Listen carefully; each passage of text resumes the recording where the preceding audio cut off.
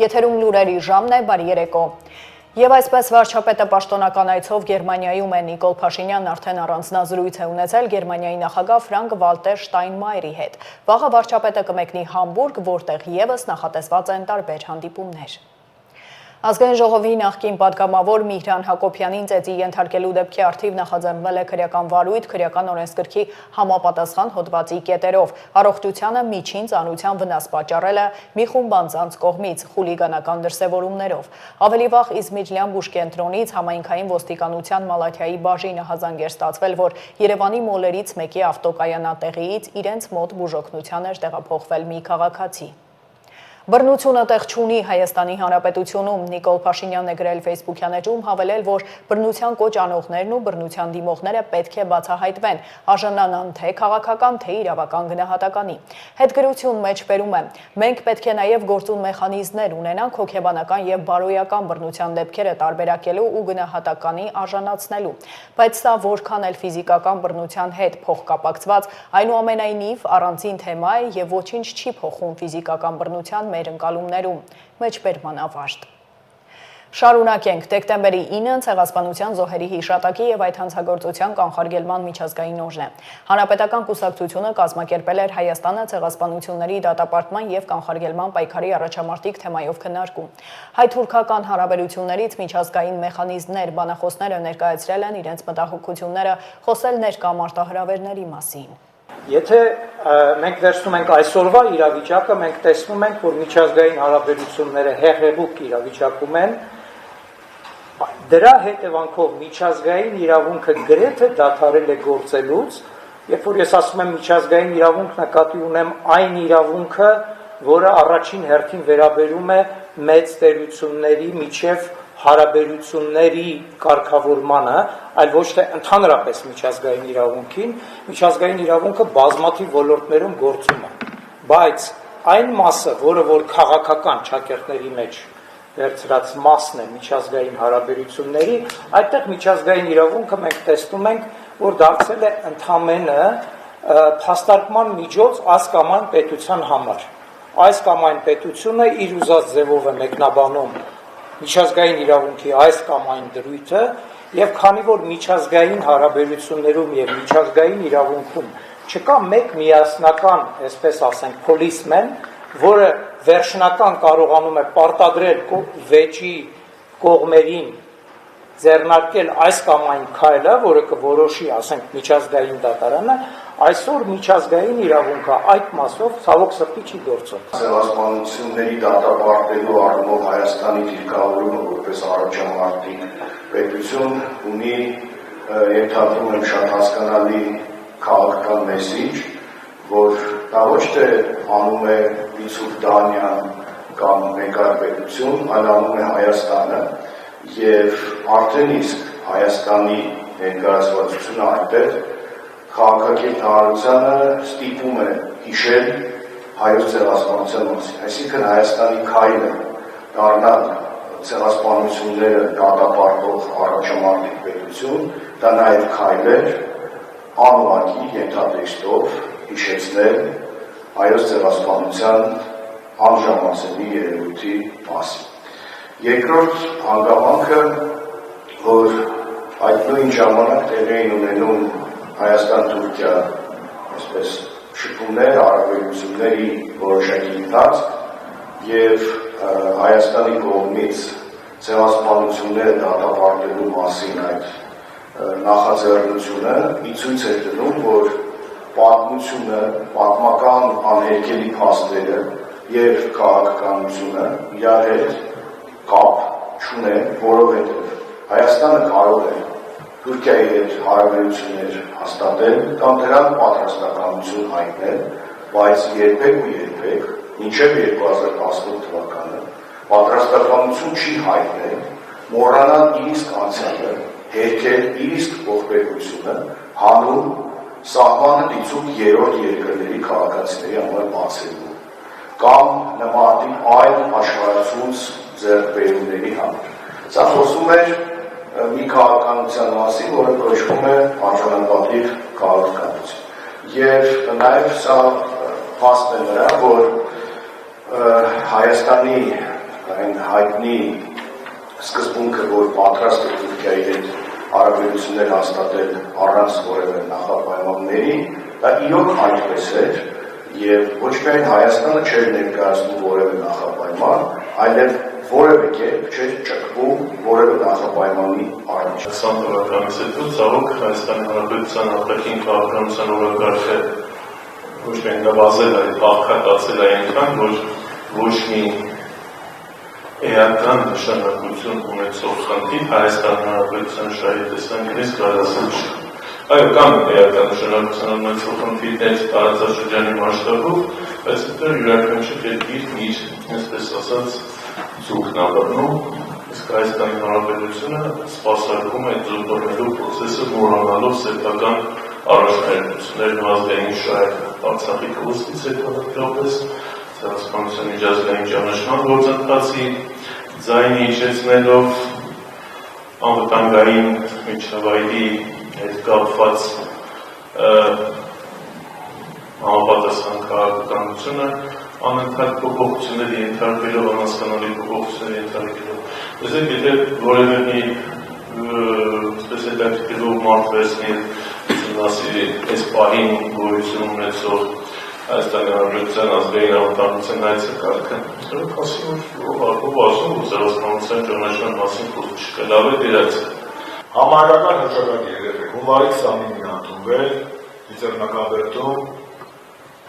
ընթերցել է Հայաստանի Հանրապետության նախագահ Սերժ Սարգսյանը։ Համայնական հռչակագրի ուշադրություն։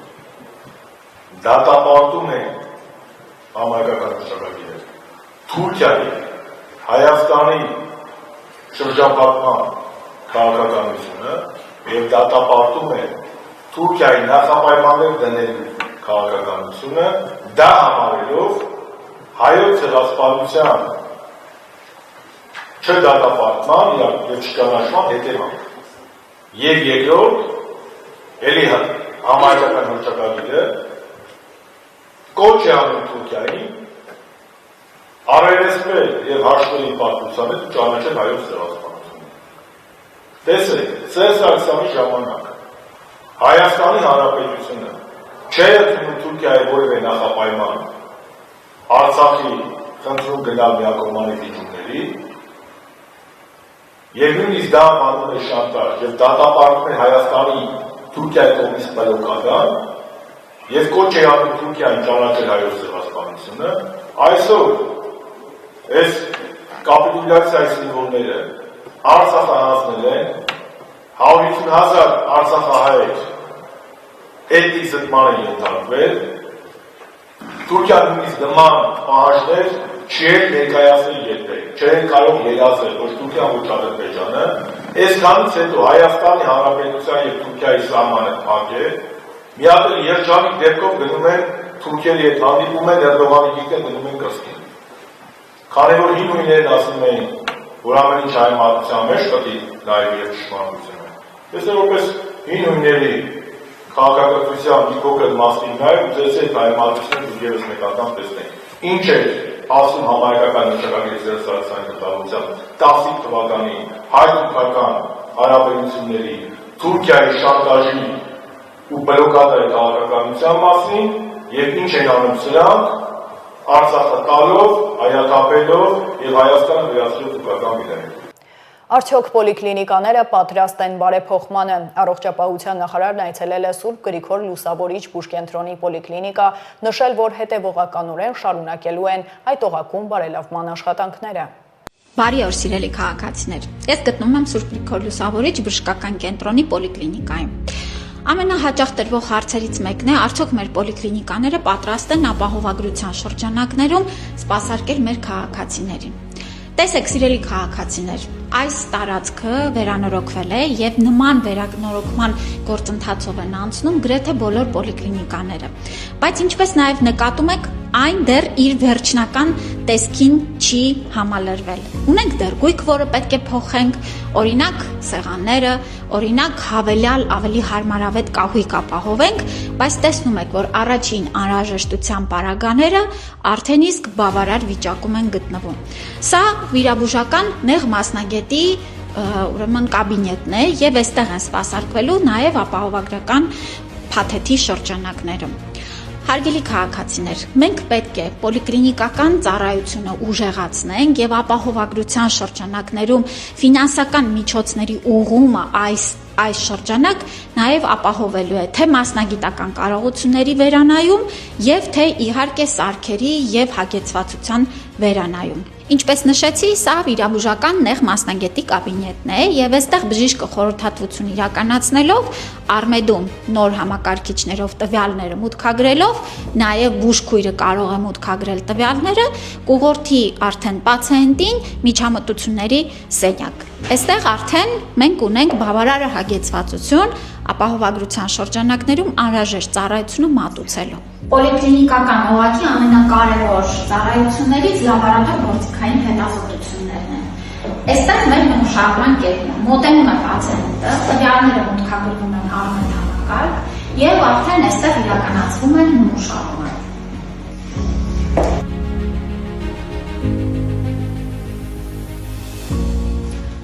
Սիրելի քաղաքացիներ, նման պայմաններում է իրականացվելու նմուշարումը եւ լաբորատոր ընդհանուր արդեն հետազոտման ծառայությունները կենտրոնացված ձևաչափով իրականացնելու է այս պարագայում կոնկրետ Սուրբ Գրիգոր Լուսավորիչ հիվանդանոցային լաբորատոր ծառայությունը։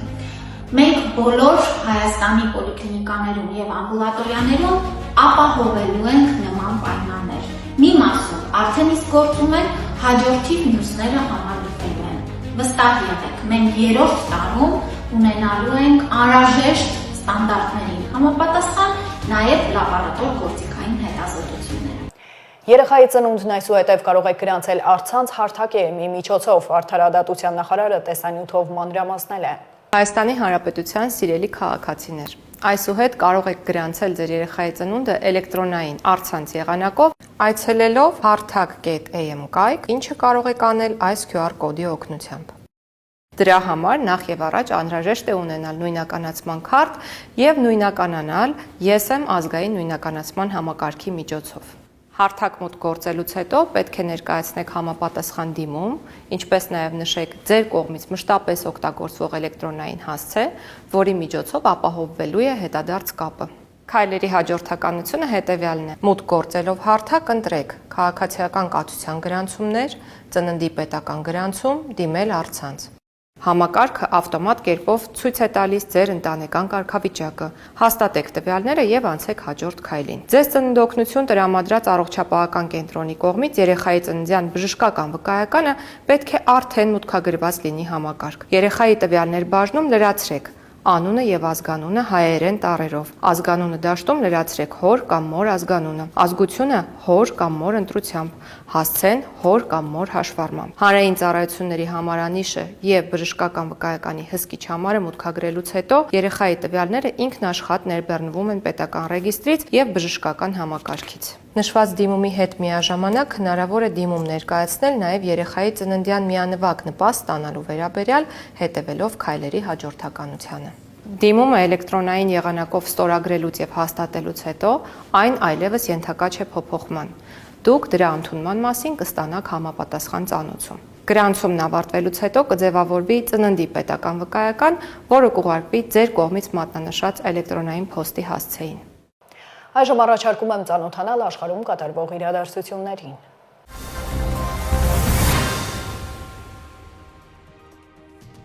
Թուրքական կողմը կապահովի այն երթուղին, որով Հունգարիան կարող է գազ ստանալ Ռուսաստանից, հայտարարել է Հունգարիայի վարչապետ Վիկտոր Օրբանը Ստամբուլում Թուրքիայի նախագահ Ռեջեփ Էրդողանի հետ բանակցություններից հետո։ Նրա խոսքով 2025 թվականին Բուդապեշտն արդեն թուրքական հոսք գազատարով ստացել է 7.5 միլիարդ խորանարդ մետր գազ։ Օրբանը նաև տեղեկացրել է, որ Էրդողանի հետ քննարկել են Ուկրաինայում հակամարտության կարգավորման հարցը։ Նա բարձր է գնահատել Թուրքիայի նախագահի ներդրումը այդ գործընթացում։ Հունգարիայի վարչապետի խոսքով Էրդողանը այդ հարցում միակ հաջող միջնորդն է։ Լավ եւ արդյունավետ հանդիպում ունեցա ՆԱՏՕ-ի գլխավոր քարտուղար Մարկ Ռյուտեի, Եվրոպական խորհրդի նախագահ Անտոնիո Կոշտայի եւ Եվրոպական հանձնաժողովի նախագահ Ուրսուլա ֆոն դեր Լեյենի հետ, գրել է Ուկրաինայի նախագահը Տելեգրամյան ալիքում Բրյուսել կատարած այցից հետո։ Ես առաջնորդներին ներկայացրեցի դիվանագիտական իրավիճակը։ Մենք մանրամասն քննարկեցինք մեր աշխատանքը մեր ամերիկացի գործընկերների հետ, խաղաղության հասնելու քայլերի, անվտանգության, երաշխավորման եւ մեր դիմադրողականության ամրապնդման վերաբերյալ։ Մենք նաեւ անդրադարձանք ռեպարացիոն վարկին եւ համակարգեցինք մեր դիրքորոշումները բոլոր հարցերի շուրջ։ Մենք աշխատում ենք համակարգված եւ կառուցողական ձևով։ Շնորհակալություն հանդիպման եւ ձեր աջակցության համար, գրել է Զելենսկին։ Հիշեցնենք, որ Զելենսկին մինչև Բրյուսել ժամանելը Լոնդոնում հանդիպել է Եվրոպական եռյակի Մեծ Բրիտանիայի, Ֆրանսիայի եւ Գերմանիայի առաջնորդների հետ։ Նախատեսվում է Իսրայելի վարչապետ Բենյամին Նեթանյահուի եւ ԱՄՆ նախագահ Դոնալդ Թրամփի հանդիպումը դեկտեմբերի 29-ին, հաղորդում են իսրայելական լրատվամիջոցները։ Թրամփը Նեթանյահուին կընդունի ոչ թե Սպիտակ տանը, այլ Մայամիի իր գոլֆի հանգստավայրում։ Բանակցությունների հիմնական թեման կլինի Թրամփի Գազայի հատվածի համար խաղաղության ծրագրի երկրորդ փուլը, ներառյալ Համասի զինաթափումը եւ տարածաշրջանի ապառազմականացումը։ Հոկտեմբերի 9-ին մի քանի երկրների միջնորդությամբ համաձայնեցված պլանի առաջին փուլը հանգեցրել է հոկտեմբերի 10-ի հրադադարին։ Նշվում է, որ Նեթանյահուն պլանավորում է երկարատև ուղևորություն դեպի Միացյալ Նահանգներ ամբողջ մեկ շաբաթով։ Եվրամիությունը ժամանակավորապես ազատել է 5 անդամ պետությունների ներգաղթյալներ ընդունելու պարտավորություններից։ Լեհաստանը, Ավստրիան, Խորվաթիան, Չեխիան եւ Էստոնիան ազատվել են այսպես կոչված համերաշխության համակարգից։ Հունգարիայի վարչապետ Վիկտոր Օրբանը վրդովմունք է հայտնել, որ իր երկիրը չի ընդգրկվել եւ հայտարարել է ապստամբության սկիզբ։ Եվրամիության երկրներին համերաշխության համակարգից բացառելու որոշումը հաստատվել է Եվրամիության ներքին գործերի նախարարների կողմից Բրյուսելում դեկտեմբերի 8-ին կայացած հանդիպման ժամանակ։ 2024 թվականին Եվրամիությունն ընդունել է միգրացիայի եւ ապաստանի մասին պայմանագիրը։ Դրա հիմնական տարրը համերաշխության համակարգն է, որը նախատեսում է միգրացիոն ճնշման վերաբաշխում Եվրամիության անդամ պետությունների միջև։ Այս փաստաթղթի համաձայն Եվրամիության անդամ պետությունները պետք է կամ ընդունեն միգրացիոն ճնշում զգացող երկրներից փախստականներին, կամ վճարեն 20,000 եվրո յուրաքանչյուր չընդունվող անձի համար։ Պայմանագիրն ուժի մեջ կմտնի 2026 թվականի կեսերին։ Առնվազն 30 մարդ տարբեր ծանրության վնասվածքներ է ստացել դեկտեմբերի 8-ի գիշերը Ճապոնիայի հյուսիսում տեղի ունեցած 7.5 մագնիտուդով երկրաշարժի հետևանքով։ Այդ մասին լրագրողներին հայտնել է երկրի վարչապետ Սանաե Տակայիչին։ Նա ընդգծել է, որ այժմ զոհվածների կամ անհետ կորածների մասին տեղեկատվություն չկա։ Դեկտեմբերի 8-ի գիշերը 7.5 մագնիտուդով երկրաշարժ է տեղի ունեցել Ճապոնիայի Աոմորիի հյուսիսային պրեֆեկտուրայից արևելք։ Էպիկենտրոնը գտնվել է Խաղաղ օվկիանոսում, օջախն ընկած է եղել 50 կիլոմետր խորության վրա։ Տեղի սեյսմոլոգները սկզբում հայտնել են 7.2 մագնիտուդի մասին, այնուհետև այն բարձրացրել են մինչև 7.6, բայց վերջին հաշվով սահմանել են 7.5 նշագիծը։ Ստորգետնյա ցնցումներից հետո երկրի արևելյան եւ հյուսիս-արևելյան ափի համար հայտարարվել է ցունամիի սպառնալիք։ Սեյսմոլոգները նախազգուշացրել են, որ Աոմորիի, Իվատեի եւ Հոկայդոյի պրեֆեկտուրաներից ափամերձ գոտիով կարող է անցնել մինչև 3 մետր բարձրությամբ ալիք։ Երկրաշարժի պատճառով Ճապոնիայի ատոմային օբյեկտներում արտակարգ իրավիճակներ չեն գրանցվել։ Արմինե Գևորգյան, Update լրատվական։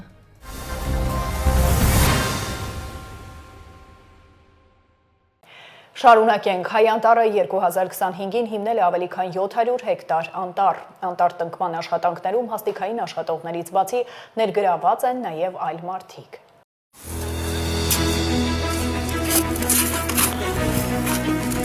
Կանայք արձականի լեռներում անտառ են տնկում, Հրազդանի անտառ տնտեսության աշխատակիցներ են։ Սերունդները, որ կան վայել են մեր կանանց բնությունն ու թթվածինը։ Սերմից տնկի իրենք են աճեցրել, անտառ հիմնում են շարք-շարք, մետր հեռավորությամբ։ Հակարմատային համակարգով սոճի ենք տնկում, ու դենց հաշվարկով։ Կաղնի, հացենի, խնձորենի, սոճի ու սենց հերթականությունով։ Գադիկի արտեր կոչվող այս տեղամասում ժամանակին ցորեն են աճեցրել, անտառամերձ լերկ տարածքում տնկված ծառերը կաճեն ու սաղարթ կգցեն, կավելացնեն կանաչապատ հեկտարները։ Գլխավոր ծառատեսակն այստեղ արժեքավոր կաղնին է։ Տարածքի 1 հեկտարի վրա 50%-ը պետք է գոնե կշռի գլխավոր ծառատեսակը։ 1 հեկտարի վրա մենք տնկում ենք 3000 ծառ, բայց 40 տարի հետո այդ 1 հեկտարի վրա լավագույնը պահպանվելու է 700-ից 800 ծառ։ Այս տարի հայ անտառը պետբյուջեով 170 հեկտար անտառպատման աշխատանքներ էր նախաձեռնել։ Նոր ծառեր են տնկվել 6 անտառտնտեսություններում, եւս 558 հեկտար տարածքում ծառատունկ են անում գործընկերների հետ համատեղ։ Սերմից մինչև տնկանյութ եւ անտառտնկում իրականացվում է անտառ փողակի ուժերով, հավաքված սերմացում նախ անցնում է լաբորատոր փորձաքննություն, Պիտանելիության ծնողունակության աստիճանը որոշվում է, այնուհետև գարնանը մեր ջերմոցային տնտեսություններում եւ տնկարաններում իրականացվում է ցանց, ջերմոցային տնտեսություններում տվյալ տարվա ցանցը աշնանը արդեն պատրաստ է լինում անտառպատման աշխատանքներում օգտագործվելու։ Հայ անտառը ջերմոցային 2 տնտեսություն ունի Հրազդանում ու Սիսիանում։ ՊՕԱԿ-ը սպասարկում է 342,000 անտառապատ հեկտար։ Կառավարության որոշմամբ տնտեսվարողները, որոնք անտառային տարածքում այլ գործունեությամբ են զբաղվում, պետք է փոխհատուցման ծառատունկ անեն տարածքի առնվազն կրկնապատիկի չափով։ Այս տարի աննախադեպ է 170 հեկտար բյուջեի շրջանակներում 25 հեկտար վնասի հատուցման եւ եւս 558 հեկտար ՄԱԿ-ի պարենի եւ գյուղատնտեսության կազմակերպության ծրագրի շրջանակներում դա կազմում է մոտավորապես 730 հեկտարից մի փոքր ավել, նման ծավալի անտառտնկում հայ անտառ փողակի ուժերով իրականացվող դեռևս չէր եղել։ Բացի հայ անտառի հաստիկային աշխատողներից եւս 500 մարդ է ներգրավված անտառտնկման աշխատանքներում։ Նրանց հետ սեզոնին պարբերաբար կնքվում են ծառայությունների մատուցման պայմանագրեր։ Այս աշնանը տնկվածների կպչողականությունը կորոշեն 1 տարի անց։ Այսօրվա տնկվածները անտառի օրենքով անտառ կդառնան 4 տասնամյակ հետո։ Հայտնաբերվել է 362 ոչ թափ վարորդ բարեկների նախորդ շաբաթվա ծառայության արդյունքները տեսանյութում։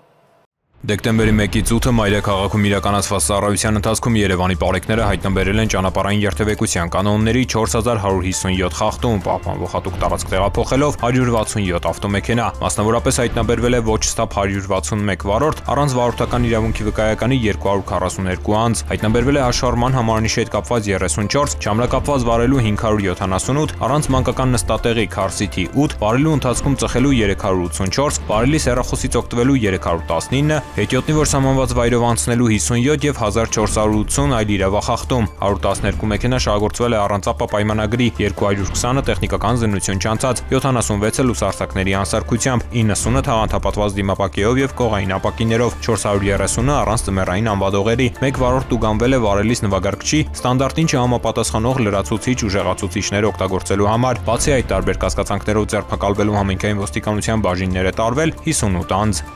Նույն ժամանակահատվածում մարզերում պարեկները հայտնաբերել են ճանապարհային երթևեկության կանոնների 12596 խախտում, պահպանվող հատուկ տարածքներ տեղափոխելով 233 տրանսպորտային միջոց, հայտնաբերվել է ոչ ստապ 201 վարորդ, առանց վարորդական իրավունքի վկայականի 352, կեղծ վարորդական վկայականով երթևեկող 14 անձ, հայտնաբերվել է նաև հաշվառման համարանիշի հետ կապված 47, չամրակապված վարելու 2269, առանց մանկական նստատեղի քարսիթի 132, վարելու ընթացքում ծխելու 298, վարելիս հեռախոսից օգտվելու 388, հետիոտնի, որ սահմանված վայրով անցնելու 50, արագության գերազանցման 1923 եւ 3794 այլ իրավախախտում, 393 ավտոմեքենա շահագործվել է առանց ապա պայմանագրի, 1180-ը տեխնիկական զննություն չանցած, 903-ը լուսարձակների անսարքությամբ, այդ թվում 93 բեռնատար, 172-ը թաղանթապատված դիմապակեով եւ կողային ապակիներով, 762-ը առանց ծմերային անվադողերի, 9 վարորդ տուգանվել է վարելիս նվագարկչի, ստանդարտին չհամապատասխանող լրացուցիչ ուժեղացուցիչներ օգտագործելու համար, բացի այդ տարբեր կասկածանքներով ձերբակալվելու համայնքային ոստիկանության տարածքային բաժիններ է տարվել 44 անձ։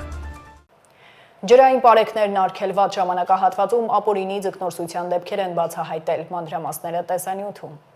Նոյեմբերի 20-ից ներքին գործերի նախարարության ոստիկանությունը արգելված ժամանակահատվածում սիկ տեսակի ձկան ապօրինի որսի կանխարգելման եւ դրա վաճառքը կանխելու ուղղությամբ ուժեղացված ծառայություն է իրականացնում։ Ձեռնարկված միջոցառումների արդյունքում Պարեկային ծառայության Գեղարքունիքի մարզի գումարտակի ջրային պարեկները դեկտեմբերի 6-ից Սևան Մարտունի գետապ ճանապարհի 2-րդ կիլոմետրին ստուգման նպատակով կանգնեցրել են վազ մակնիշի ավտոմեքենա։ Պարզվել է, որ Սևան քաղաքի բնակչի վարած մեքենայի բեռնախցիկում ապօրինի որսած սիկ կա։ Վարորդը եւ ուղևորը մեքենայով հանդերձ տեղափոխվել են համայնքային ոստիկանության Սևանի բաժին, որտեղ մեքենայի բեռնախցիկում հայտնաբերվել է 82 սիկ։ Ապօրինի ձկնորսության հաջորդ դեպքը ջրային պարեկները բացահայտել են դեկտեմբերի 7-ին Սևան Մարտունի գետապ ճանապարհի 6-րդ կիլոմետրին ստուգման նպատակով կանգնեցվել է Նորատուս գյուղի բնակչի վարած Վազ Մակնիշի ավտոմեքենան։ Կրկին պարզվել է, որ Բեռնախցիկում ապօրինի որսած սիկ տեսակի ձկներ կան։ Մեքենան տեղափոխվել է համայնքային ոստիկանության Սևանի բաժին։ Ստուգման մեքենայի Բեռնախցիկում հայտնաբերվել է 154 սիկ։ Նշված դեպքերով կատարվում է քննություն։ Հիշեցնենք, որ մինչև փետրվարի 1-ը արգելվում է Սևանալճում զբաղվել ձկնորսությամբ։ Որսի կանոնները խախտելու, ինչպես նաև ապօրինի որսի դեպքում նախատեսվում է օրենքով սահմանված պատասխանատվության միջոցներ։ Ծանուցում ենթադրյալ հանցանքի մեջ կասկածվողը կամ մեղադրվողը համարվում է անմեղ, քանի դեռ նրա մեղավորությունը ապացուցված չէ Հայաստանի Հանրապետության քրեական դատավարության օրենսգրքով սահմանված կարգով, դատարանի օրինական ուժի մեջ մտած դատավճռով։ Եվ հանրապետության տարածքում վաղն առանձին շրջաններում սպասվում են տեղումներ լեռնային եւ առանձին նախալեռնային հատվածներում ձյան եւ ձնախառն անձրևի, հովտային շրջաններում անձրևի տեսքով։ Տեղումները կդադարեն դեկտեմբերի 11-ին։ Քաղաքի ցածրադիր հատվածներում առավոտյան ժամերին հնարավոր է մառախուղ։ Այսքանը դուք դիտում եք Update լրատվականը, հիշեցնեմ վայրկյաններ անց վերլուծություն է բաց չթողնեք, իսկ ես ձեզ հրաժեշտ եմ տալիս հաջողություն։